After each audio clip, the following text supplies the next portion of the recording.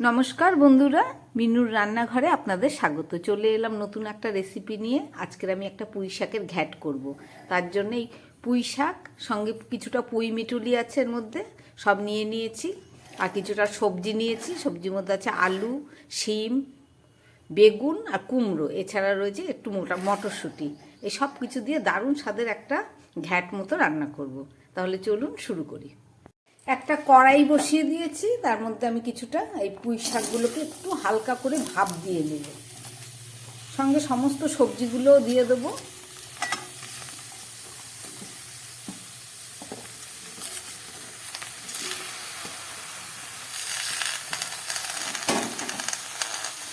আর দিয়ে দেবো খুব সামান্য একটু জল।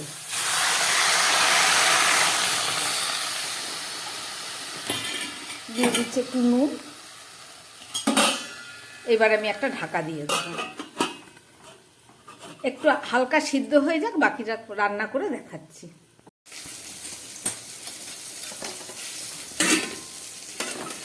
একটু হালকা ভাপে সিদ্ধ করার জন্য ঢাকা দিয়ে দিয়েছিলাম।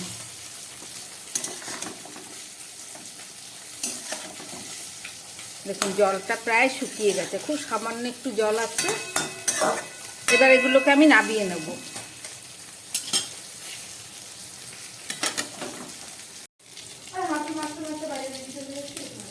সামান্য একটু কড়ার মধ্যে তেল দিয়ে দিলাম, শুধু সাদা তেল দিলাম এই কারণে, একটু বড়ি ভাজবো।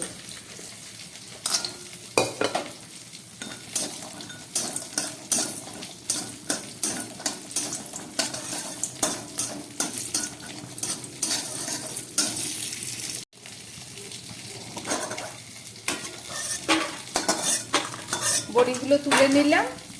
এবার এই তেলের মধ্যে আমি আরো একটু তেল দিয়ে দিচ্ছি। দিয়ে দিচ্ছি একটু পাঁচফোড়ন,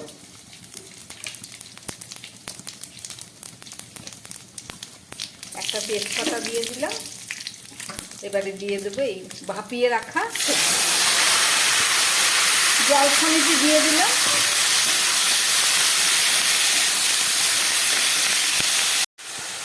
এবারে দিয়ে দিচ্ছি একটু নুন, হালকা নুন দিয়ে আমি ভাপিয়ে নিয়েছি, আবার একটু দিলাম।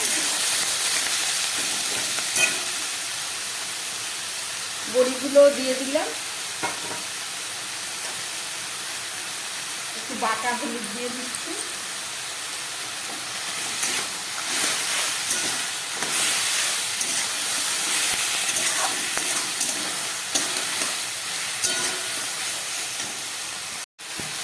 দিয়ে দিচ্ছি সামান্য একটু জিরের গুঁড়ো,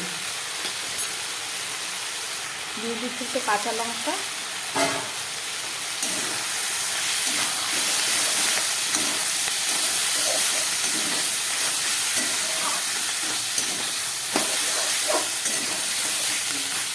খুব ভালো করে এবার এটাকে কষিয়ে নিতে হবে।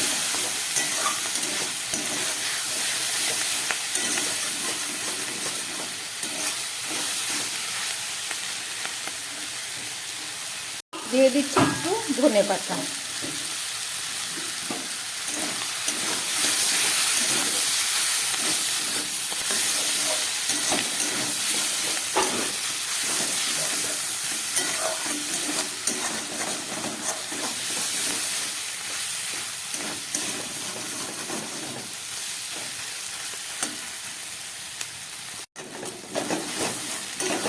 জল ফল একদম শুকিয়ে গেছে, পুরো মাখো মাখো হয়ে গেছে।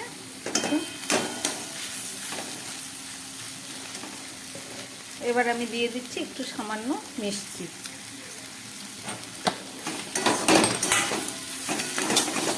রান্নাটা আমার একদম রেডি।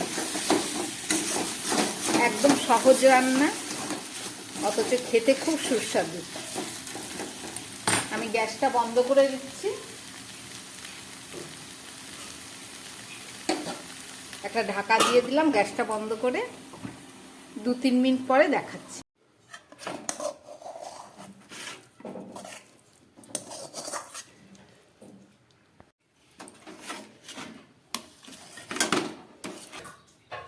রান্না করলাম পুঁই মিটুলি আর সমস্ত সবজি দিয়ে একটা ঘ্যাট। আপনারা দেখলেন কিভাবে রান্না করলাম। আশা করি আপনাদের ভালো লেগেছে। যদি ভালো লাগে চ্যানেলটাকে লাইক করবেন। নমস্কার, সবাই সুস্থ থাকবেন, ভালো থাকবেন।